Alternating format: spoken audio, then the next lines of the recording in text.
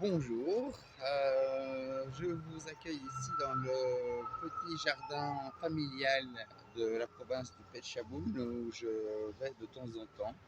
On m'a permis d'un petit peu participer au jardin. C'est ce que j'ai fait. J'ai fait bien sûr ce que je pouvais. Et donc, la première chose à faire ici et là, c'était ramasser les plastiques. Donc pour essayer d'éviter la pollution du sol, j'ai ramassé avec l'équipe familiale tous les bouts de plastique qu'on trouvait parce que c'était vraiment jonché de plastique partout. C'est un peu triste de voir à quel point les Thaïlandais jettent leur plastique et ces plastiques volent dans tous les sens. C'est vraiment compliqué. J'ai essayé aussi de discuter avec eux pour montrer l'importance de ne pas jeter les plastiques, mais il y a toute une partie de la famille qui comprend et il y a une autre partie de la famille qui s'en fout et qui ne veut pas savoir. C'est compliqué. Donc il y a aussi une opportunité de récolter les plastiques, de tout trier, tout recycler et de pouvoir vendre ces plastiques, mais apparemment ils ne sont pas intéressés. Il y a quand même aussi un ramassage de poubelles ici, j'ai appris. Donc tous les 3 jours, ils ont un camion qui vient ramasser, mais malgré tout, ils continuent à faire des feux avec les plastiques. Donc ça, c'est quelque chose que je ne comprends pas et je n'ai pas vraiment de pouvoir là-dessus pour le moment. Tout ce que je peux faire, moi, c'est les accompagner, leur donner des idées, leur suggérer des choses. Voilà, c'est la seule chose que je peux vraiment faire dans la situation actuelle. Et donc, chose que j'ai proposée et qui a été acceptée, c'était aussi de mulcher, hein, donc de simplement rajouter des couches de foin de riz, hein, ici c'est de la paille de riz, au pied des arbres et là où on va cultiver. Donc j'ai essayé de faire quelques petites buttes que je peux montrer ici en image. Parce que j'ai vu que des Thaïlandais faisaient comme ça, en effet, donc des buts. Donc je reviens au but de mes débuts en permaculture, parce que ici, quand il pleut beaucoup, et c'est quand même toujours mieux que les cultures soient légèrement surélevées pour que les légumes n'aient pas les pieds dans l'eau. Donc voilà, j'ai fait ces buts couverte de paille. J'ai rajouté du fumier, enfin, du compost, mais c'était encore du fumier pas bien décomposé avec des matières organiques. Donc, j'ai fait avec ce que j'avais. Le compost n'était pas encore vraiment prêt. Pendant mon absence, il avait un peu séché et la, le compostage ne s'était pas vraiment fait comme il fallait. Donc là, j'ai remouillé et je dois de nouveau attendre. Donc, j'ai créé ces buts. J'ai rajouté donc ce compost à moitié décomposé. J'ai rajouté aussi de la fibre de coco. J'ai trouvé de la fibre de coco, mais j'ai trouvé que c'était un peu cher, hein, voilà, mais c'était la seule opportunité que j'ai eue ici pour trouver la fibre de coco.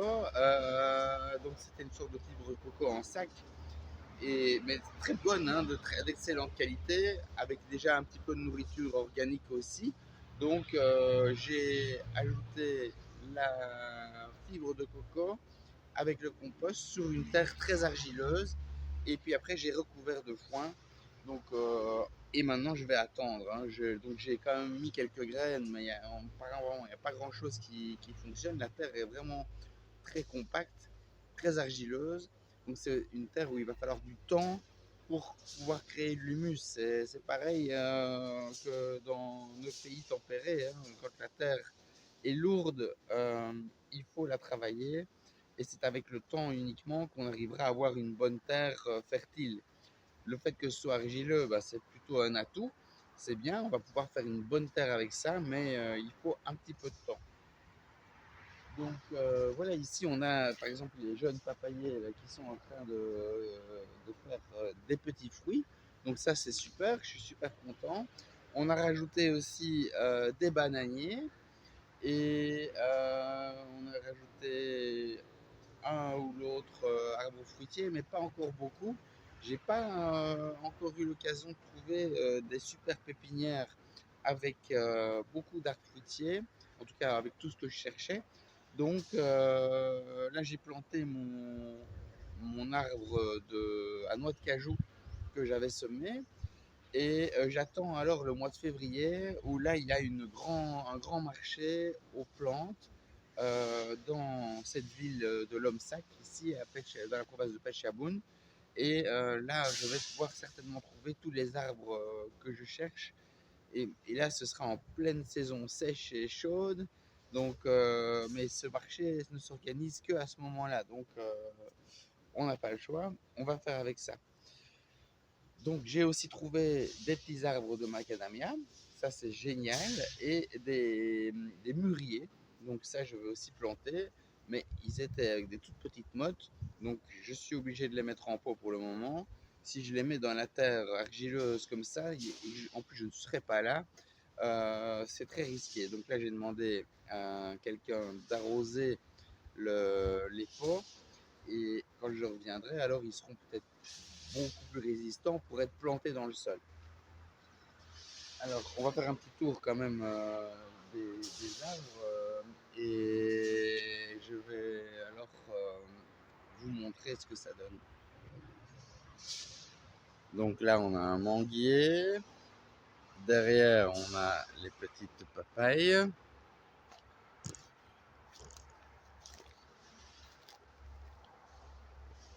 Voilà.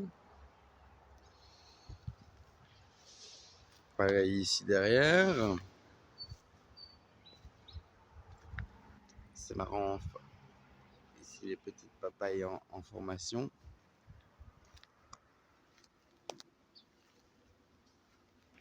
Le cocotier. Encore un autre. Ici, c'est le farang, donc c'est la goyave. Il a été un peu abîmé l'arbre parce qu'ils ont fait du feu juste à côté. Donc là, vous voyez, c'est ça qu'on n'a pas toujours contrôle sur tout. Et ils ont choisi de faire du feu, ce qui a brûlé une petite partie de l'arbre ici. Alors ici, on a les buttes.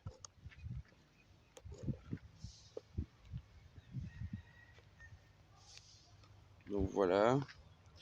Je vais sûrement encore ajouter une petite couche pour que ce soit bien épais, pour que pendant mon absence, ça puisse mulcher, ça puisse se décomposer et créer une fine couche d'humus. Ici, l'arbre à macadamia. Au début, il a un peu subi le soleil parce qu'il a grandi à l'ombre au début, mais maintenant il refait des feuilles. Là, on a le moringa. Et ensuite, ici, on a des arbres de ramboutan. Non, non, non. Je crois que c'est en taille. Ici, on a les bananiers plantés à la façon taille. Ici, on a deux fruits du dragon. J'ai tout mulché pour être sûr de limiter les arrosages et que les plantes se portent bien. Ici, c'est un fruit que je ne connaissais pas, c'est le maprang. Je crois que c'est une sorte de jujube, mais je ne suis pas sûr. Il faudra que je vérifie quand nous aurons le fruit. Voilà, donc ici, j'ai les bananiers. Bananiers qui servent à améliorer le sol en général. Pour des débuts de plantation, c'est pas mal. Et puis qui vont fournir de l'ombre pour les légumes, alors que je mettrai sur ces petites buttes de culture. Ici, on a le compost dont je parlais. Et après, bon, je me suis arrêté parce que je n'étais ici que pour 15 jours. Donc voilà, ici, ça c'est la méthode de la mer. Donc c'est sa petite zone. Donc ici, elle couvre le sol avec du plastique. Donc là, je lui ai déjà expliqué que les plastiques fins qui se brisent en petits morceaux, il fallait éviter. Donc maintenant, on a changé, on a essayé de mettre plutôt les plastiques épais, comme ça, les grosses bâches. Donc ici, on a des haricots longs et quelques concombres. Voilà.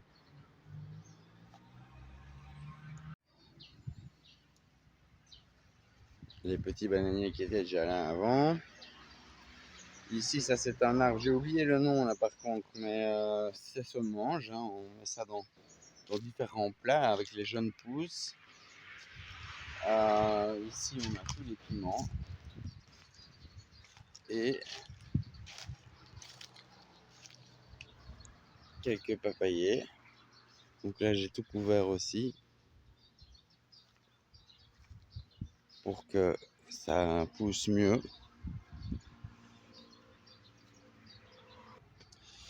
Voilà, c'est tout pour cette petite vidéo. Ici, ben, je vous ai fait un petit tour pour que vous voyez un peu l'avancement du projet. Mais bon, voilà, c'est un endroit. Ici, pour le moment, en Thaïlande, je ne peux pas vraiment toujours rester au même endroit parce que j'ai des cours à 700 km d'ici. Je reviens ici un peu dans la famille pour les visiter, pour faire le jardin. C'est, on va dire, la zone de retrait à la campagne. Mais en même temps, on continue aussi à regarder d'autres endroits pour pouvoir s'installer. Donc, je suis toujours dans tous les possibles pour le moment.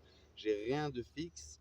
Donc, si je jardine, bah, c'est parce que j'aime ça et que ça me fait vraiment du bien. Et que, de toute façon, je ne peux pas rester à un endroit sans vraiment participer à ce genre d'activité. Mais bon, je sais pas si je vais en profiter, hein. Je fais ça pour les autres aussi, principalement.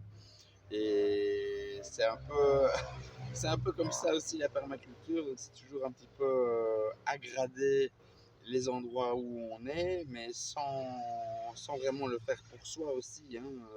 On ne sait jamais où ça mène, où la vie peut nous mener avec le temps que les arbres poussent, le temps que la terre soit bonne. Et alors après, c'est d'autres personnes qui en profiteront certainement, mais c'est pas grave. Moi, je fais ça vraiment pour m'amuser et pour partager aussi, hein. Donc voilà. On se retrouve dans une autre vidéo. Si vous aimez ce genre de choses, la permaculture en Thaïlande, ben, on se retrouve dans d'autres vidéos pour en parler. À bientôt.